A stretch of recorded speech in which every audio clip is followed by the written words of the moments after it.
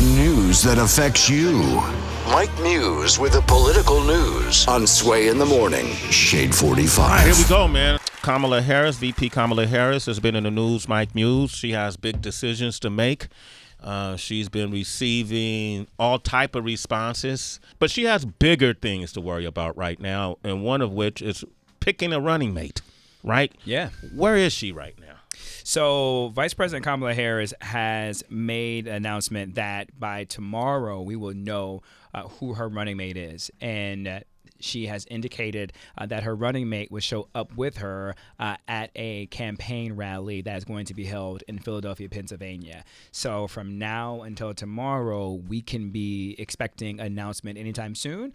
Or if they are able to keep it under wraps, we might not wait and we might not know until they actually walk out together. That's what used to happen in traditional days of politics and audience. You guys always hear me talk about precedent versus unprecedented.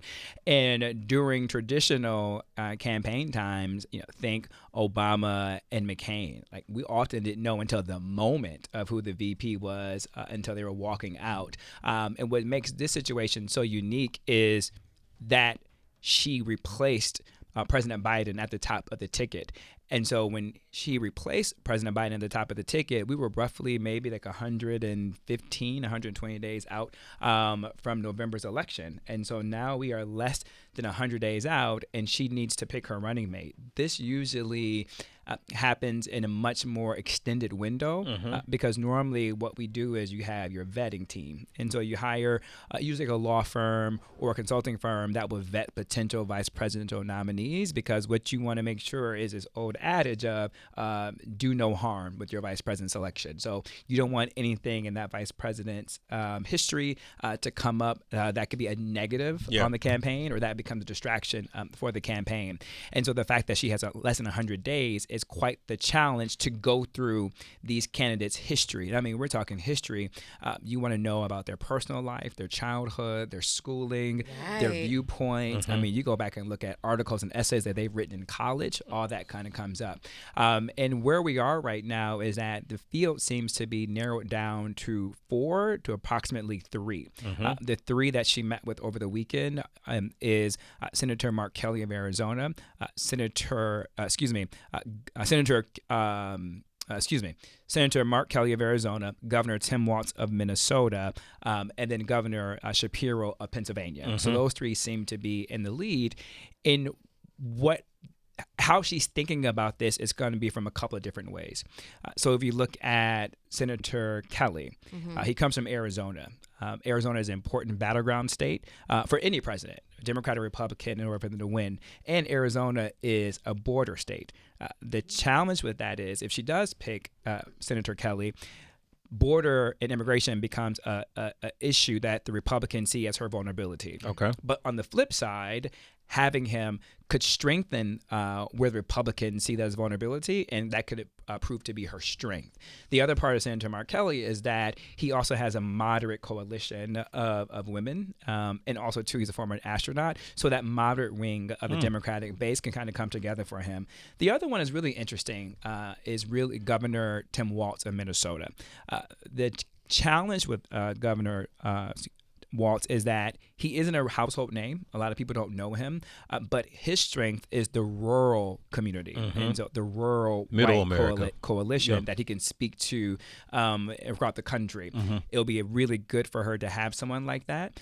Also, too, the fact that he is the head of the Democratic Governors Association, which is key for the governors to help rally campaign support as she's trying to create a 50-state campaign. The other selection is going to be Governor Shapiro. A lot of individuals believe that he is a leading candidate, and that's because he comes from the great state of Pennsylvania. And no matter you're Republican or Democrat, you have to win Pennsylvania if you want to win the White House. If you don't win Pennsylvania, you more than likely are not going to win the White House, or I should say it changes your options to get to electoral college that you need in order to secure that advantage. The challenge, though, with Shapiro is that he is a very popular governor in the state. And so if you remove him from the governor's mansion, in particular, the state legislature in Pennsylvania is split. And so you have the Republicans control the upper house of the state legislature, and the Democrats control the lower house. And so if you remove him, you run a special election, the Democrats have a vulnerability of losing a Democrat at the top of the ticket. And so those are the three that's in contentions. But Governor Shapiro can also to help her in other battleground states too as well. It's important to note that she really is beefing up her campaign team. Last week it got announced that she hired former President Barack Obama's campaign manager, David Plouffe. And so David Plouffe is now handling the strategy for the battleground states. And so it makes it really, really interesting to figure out where we are. Now, there could be a sleeper we're just not aware of. Secretary Pete Buttigieg is also kind of in the conversation, in the mix. And also, she's no longer in the mix, but Governor Whitmer is in the mix. But the reason why I bring that up, Sway, is because where you were going earlier about people leading into her identity. Yeah.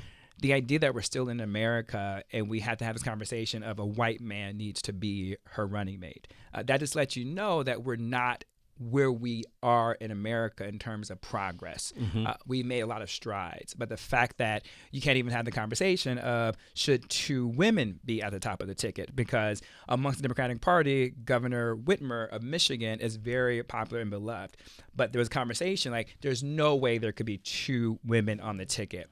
Also, too, there's a lot of other potentials like Governor Westmore of Maryland, but the conversation came up. You can't have two black people at the top of the ticket. So really it leads me to Secretary Pete Buttigieg, right, who's an openly gay man. The Democrats like Secretary Buttigieg because he's a strong communicator. In particular, like he goes on cable news networks and really defends the Democratic policy and strategies. He's a military vet, a mayor of a red state, and also too serves in administration as Secretary of Transportation.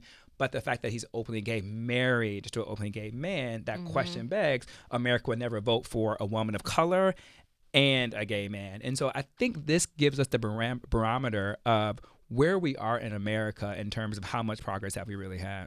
Mike Muse, thank you for that update, man. Give it up for Mike Muse. And if folks want to continue this conversation to find out more about the facts, hit up Mike Muse directly. Yo, at I am Mike Muse, MUSNSAME on Twitter and Instagram, and let me know who you want your picks to be, and we would know soon enough between now and tomorrow.